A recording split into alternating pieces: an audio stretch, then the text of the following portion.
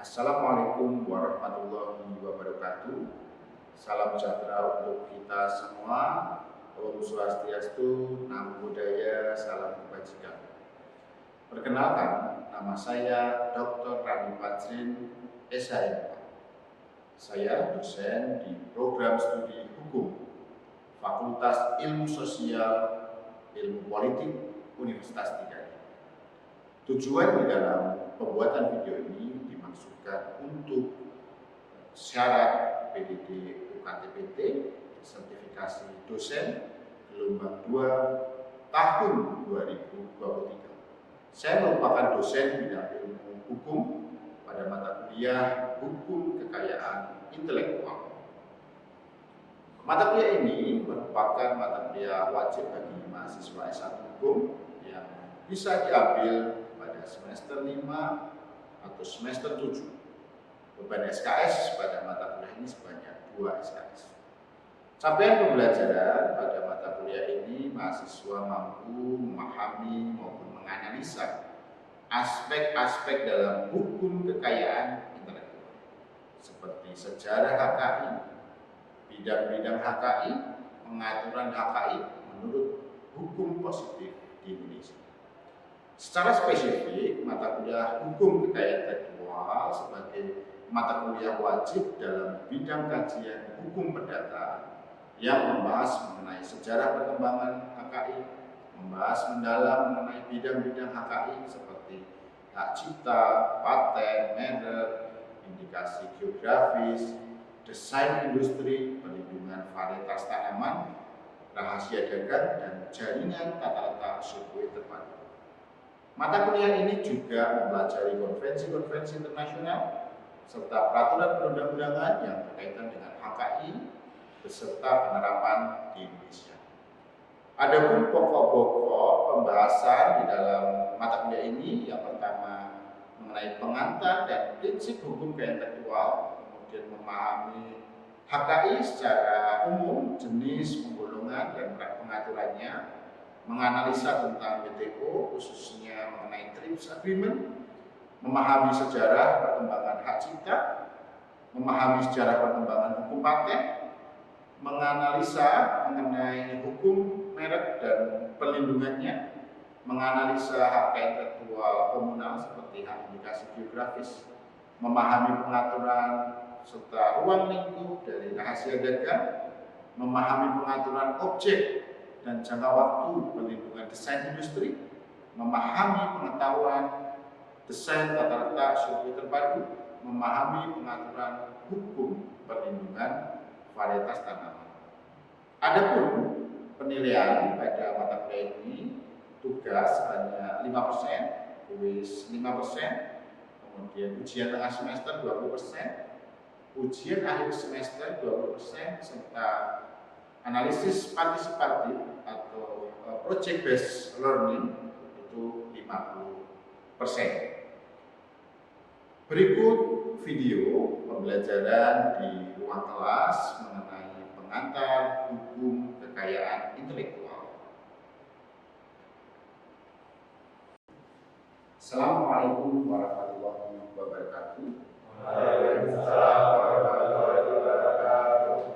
Selamat sore dan salam sejahtera untuk kita semuanya. Hari ini kita memasuki perkuliahan pertemuan yang kedua. Sebelumnya tentu kita perlu berdoa terlebih dahulu menurut agama dan kepercayaan kita masing-masing untuk mengawali perkuliahan hari ini. Berdoa, dipersilakan.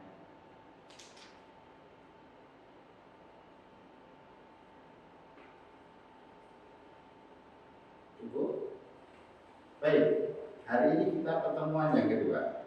Apakah di pertemuan yang pertama yang lalu saudara masih mengingat mengenai bagaimana kemudian HKI itu diterapkan di Indonesia?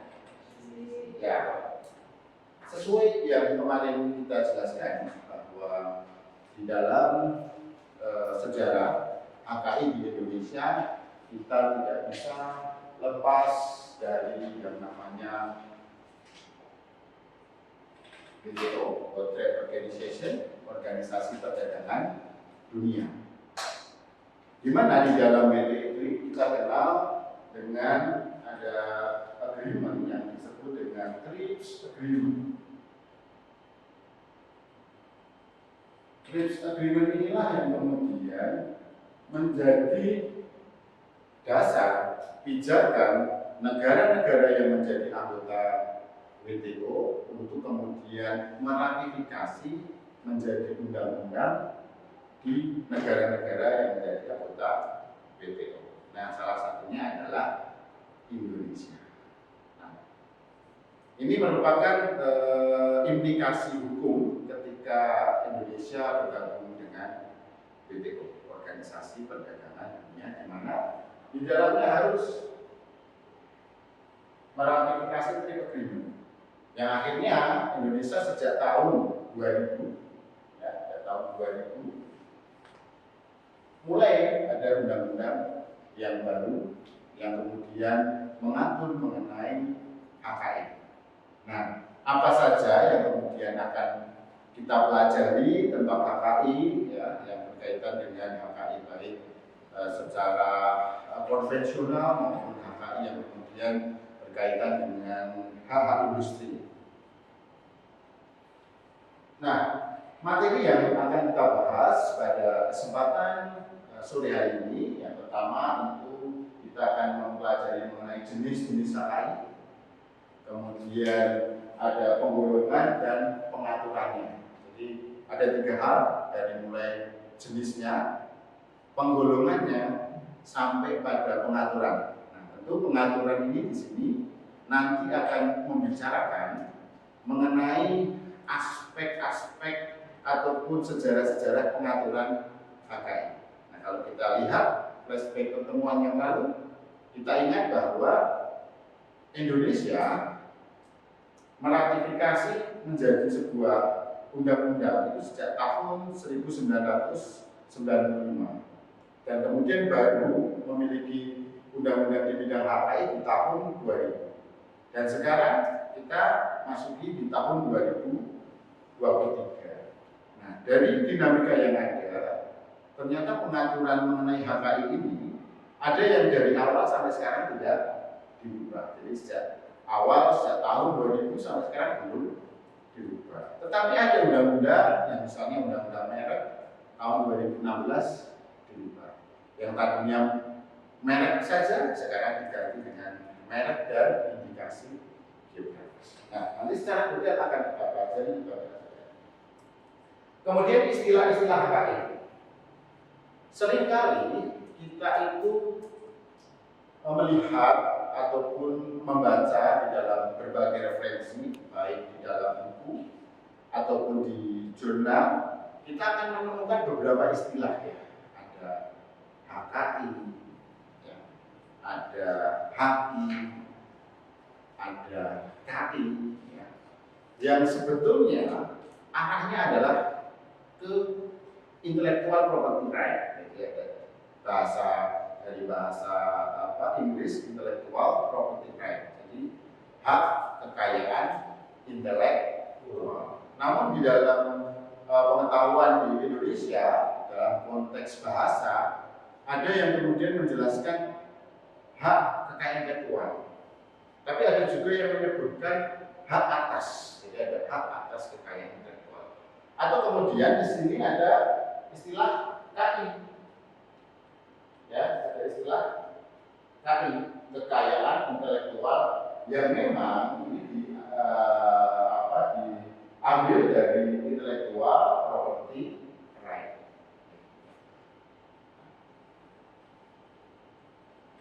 Secara definisi ada kesamaan, ya, dari World Intellectual Property Organization atau WIPO, atau kemudian di Dirjen HKI. Pengertian dari organisasi HKI dunia bahwa yang menjadi poin penting di sini ada kreasi yang dihasilkan. Jadi ada sebuah karya, ada produk yang dalam bentuk karya yang dapat dilihat, dan kemudian ada visualnya, ada bendanya, ada bentuknya. yang itu berdasarkan apa? Pikiran manusia. Jadi manusia yang kemudian memiliki cipta rasa, dia kemudian bisa menciptakan suatu produk, suatu benda atau invensi tertentu, itu bisa kemudian diberikan hak. Nah, tentu dalam konteks organisasi hak di dunia ini berupa karya sastra, seni, simbol, citra, desain yang tujuannya itu berkaitan dengan perdagangan. Jadi organisasi hak di dunia mendefinisikan berkaitan dengan produk yang nyata, pikiran yang berkaitan dengan perdagangan. Kemudian Jill McHale dan Andrew Stewart itu berkaitan dengan sekumpulan hak yang diberikan hukum dari usaha-usaha kreatif. Jadi ketika ada usaha-usaha kreatif yang diciptakan oleh manusia, maka secara prinsip haknya harus dilindungi. Nah, ini menurut Jill McHale. Kemudian Dirjen Haki menjelaskan bahwa hak ini timbul dari olah pikir yang menghasilkan produk dan berguna bagi manusia. Ada produk, ada olah pikir, dan berguna bagi manusia. Jadi ada kemanfaatan. Nah, kemanfaatan di sini tentu kita tidak lepas dari ide dasar hukum yang kemudian dijelaskan ataupun digagas oleh Gustav Rechtschluss, bahwa hukum itu harus memberikan keadilan, kepastian sama kemanfaatan.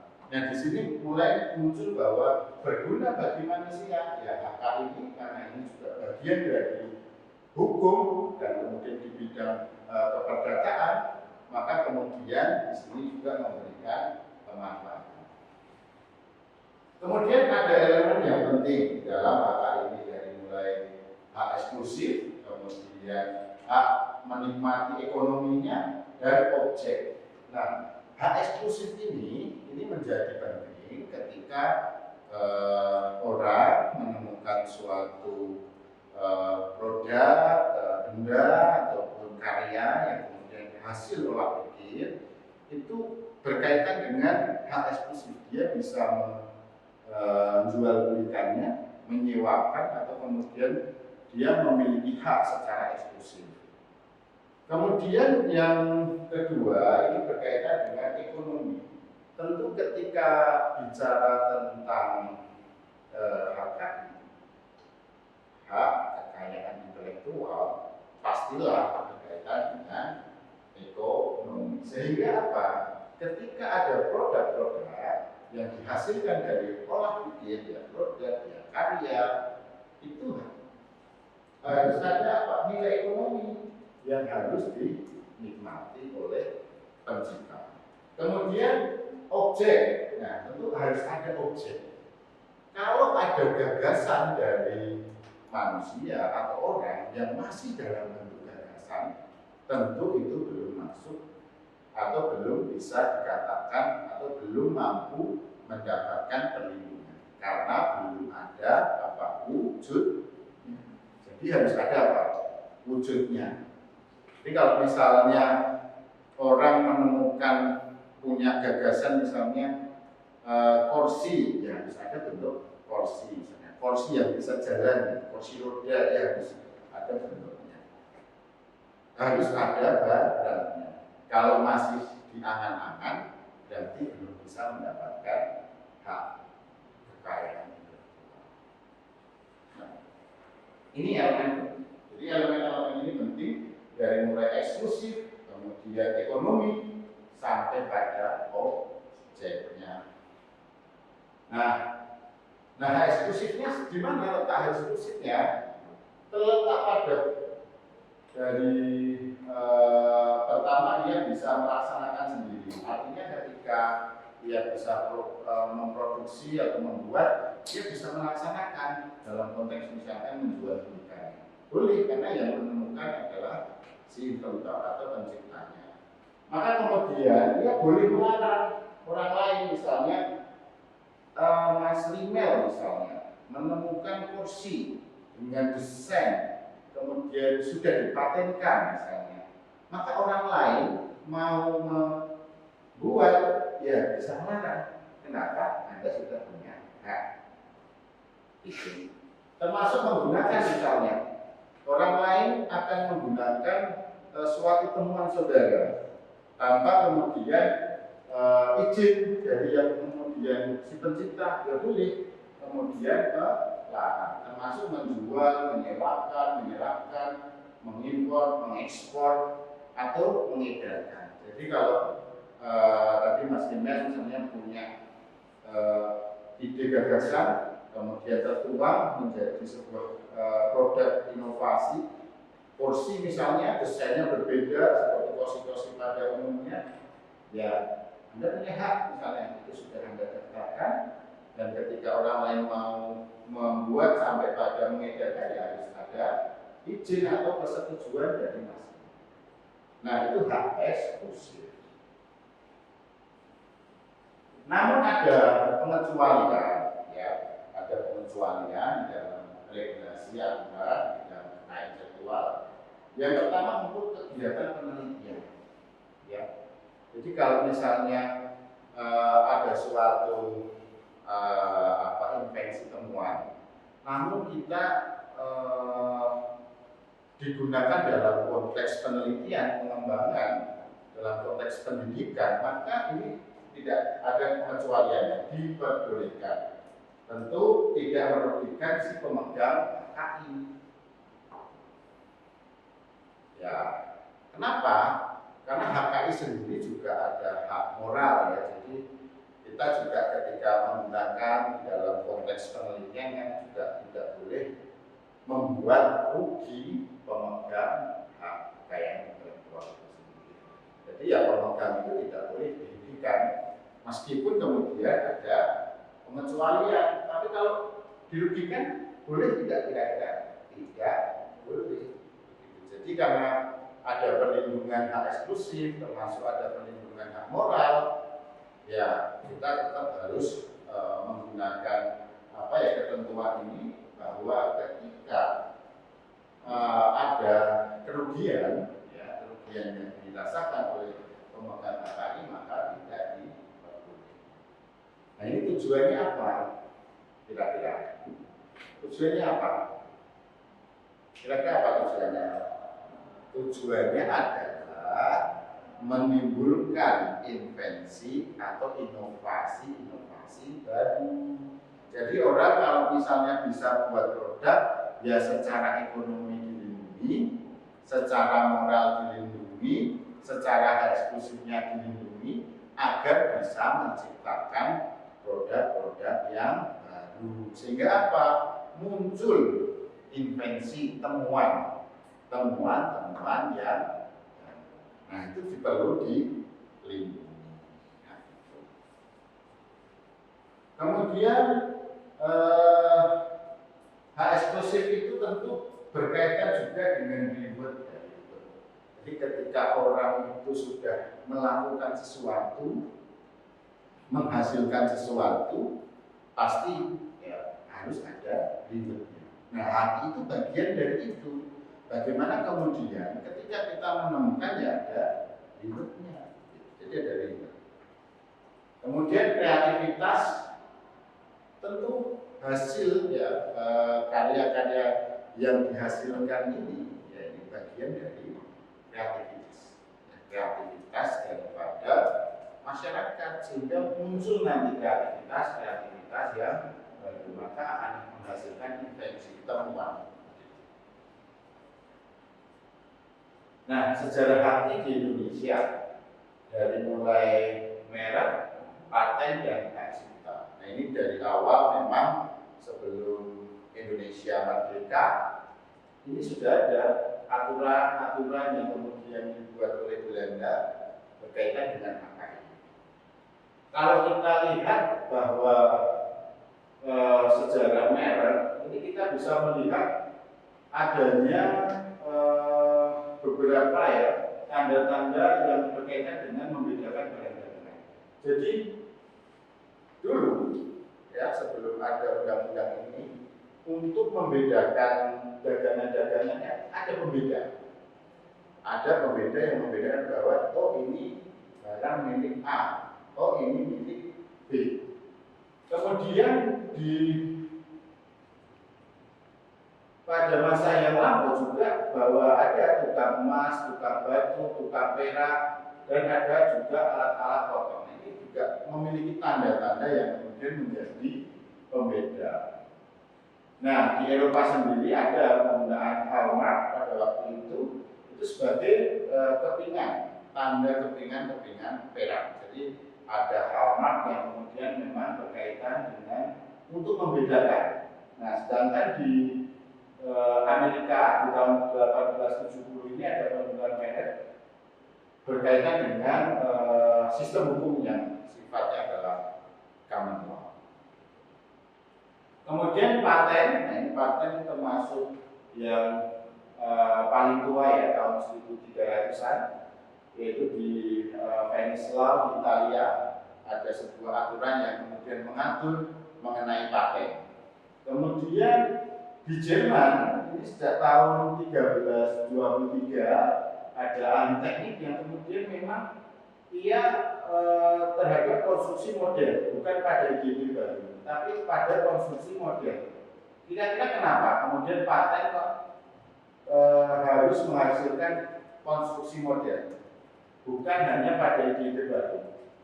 Karena sama, paten pun juga harus ada bentuk barangnya, harus ada bentuk alatnya, ketemuannya begitu. Maka dia berkaitan dengan konstruksi model, tidak hanya pada ide saja, dia harus sampai pada bentuk. Kemudian ada Venetian Patent Act, merupakan hukum paten pertama. Jadi memang paten ini termasuk hak yang tertua ya. Kemudian hak cipta baru tahun 1556, pertama itu di Inggris. Nah dulu haki itu, penerima haki itu, ya ini hanya penerbit, bukan pengarang. Nah sekarang di Indonesia pengarang adalah sebagai pencipta, juga bisa sebagai pemegang hak cipta. Tapi pada tahun ini 1500-an sudah mulai ada hukum yang kemudian memberikan hak kepada pengarang. Nah ini luar biasa sekali. Sudah cukup lama di Inggris pada waktu itu. Nah, dinamika di Indonesia berkaitan dengan hak cipta ini juga menarik. Ini akhir-akhir ini juga sengketa tentang hak cipta juga di kalangan musisi itu menjadi apa yang menjadi pemberitaan ya, atau menjadi berita yang cukup menyita perhatian publik, dan barangkali kita juga bisa memberikan sumbangsi gagasan pemikiran untuk bagaimana kemudian memberikan solusi-solusi dalam penyelesaian sengketa terkait. Kemudian ini juga ada di tahun 1710 ada parlemen yang kemudian membuat state of end, kemudian hak eksklusif kepada pemerintah. Jadi ini sudah ada aturannya yang kemudian tertulis. Nah, barangkali sampai di sini ada yang mau ditanyakan, silakan Mas atau Mbak yang mau bertanya, silakan Mas Limer. Pelaksanaan perlindungan data pribadi di Indonesia kan sudah cukup lama diratifikasi oleh negara dari tahun 2006 ya, tapi pada akhirnya kenapa Indonesia masih menempati di tingkat yang termasuk oleh atas karena pelanggaran hak cipta? Oke, ya pertanyaan yang sangat bagus ya, bahwa kita sejak awal adanya trade agreement kita juga sangat cepat untuk meratifikasi. Nah pertanyaannya kenapa Indonesia ya dalam konteks laporan-laporan yang dibuat khususnya Uni Eropa menempatkan Indonesia itu negara ketiga yang kemudian pelanggaran HKI-nya cukup banyak.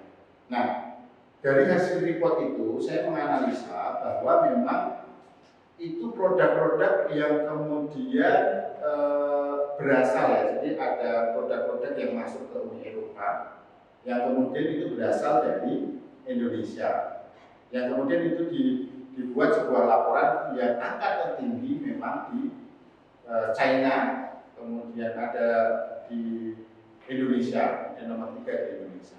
Nah ini karena tentu jumlah penduduk kita yang banyak, kemudian jumlah barang-barang yang kemudian masuk ke Indonesia juga banyak, termasuk juga yang kemudian barang-barang yang diekspor juga banyak. Maka dengan jumlah yang begitu banyak itulah yang kemudian data secara kuantitatif menempatkan Indonesia pada posisi yang ketiga. Nah, tentu persoalan-persoalan itu tidak berdiri sendiri ya. Persoalan-persoalan itu juga berkaitan dengan bagaimana tingkat pengetahuan atau tingkat kesadaran masyarakat terhadap HKI. Nah, kalau kita lihat secara culture atau budaya hukumnya, maka sebetulnya ada pergolakan antara HKI yang itu sifatnya individual dan di Indonesia itu yang sifatnya komunal begitu. Jadi ada pergolakan yang kemudian cukup kuat sehingga pembudayaan hukum kalau kita lihat dengan teorinya Friedman dengan 3 hal itu ya, dari mulai substansi aturannya, struktur kelembagaannya, sama yang ketiga adalah budaya hukumnya, ini cukup kuat sekali budaya kita yang sampai sekarang komunal. Jadi HKI yang kemudian dikembangkan di Amerika maupun Eropa masuk ke Indonesia tentu dengan berbagai persoalannya, sehingga pembudayaan dan terjadinya pelanggaran-pelanggaran HAKI masih banyak karena di dalam aspek pembudayaan kita yang barangkali juga belum secara maksimal. Kemudian ada pertanyaan lagi? Ya. Saya Pak, HAKI kan merupakan salah satu hukum yang hukum sendiri kan tujuannya adalah salah satunya adalah keadilan, kepastian dan keamanan hukum. Nah, namun pada dasarnya HAKI ini diterapkan daerah saya, Pak. Daerah saya ada varietas timusuri, Pak. Jadi dulu sebelum tahun 2010 itu ada budidaya timusuri di daerah saya. Namun pada tahun juga artinya ada salah satu PT yang datang ke situ membudidayakan itu. Nah, timusuri itu didaftarkan artinya ke yang didaftarkan Kantor PPT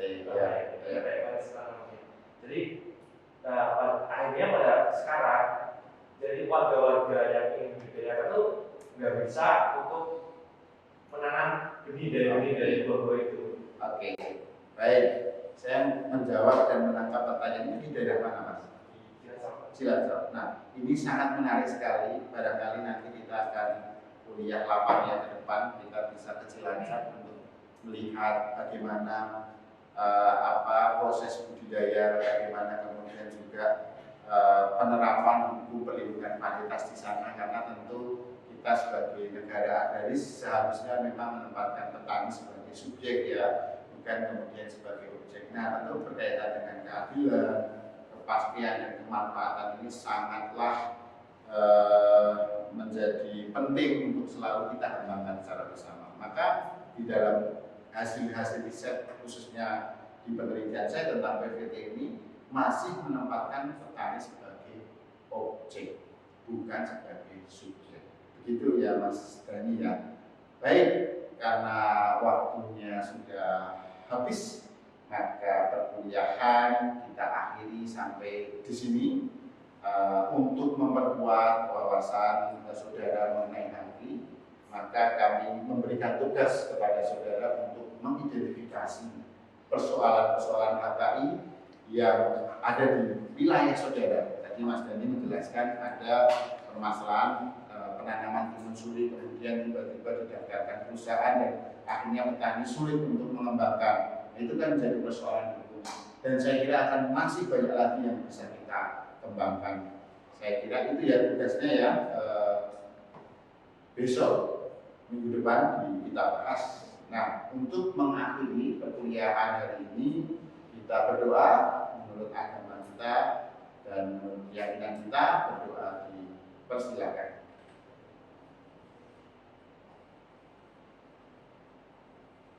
Cukup? Baik, terima kasih. Sampai bertemu di kesempatan berikutnya. Saya akhiri. Wassalamualaikum warahmatullahi wabarakatuh. Selamat sore saudara-saudara sekalian. Waalaikumsalam warahmatullahi wabarakatuh.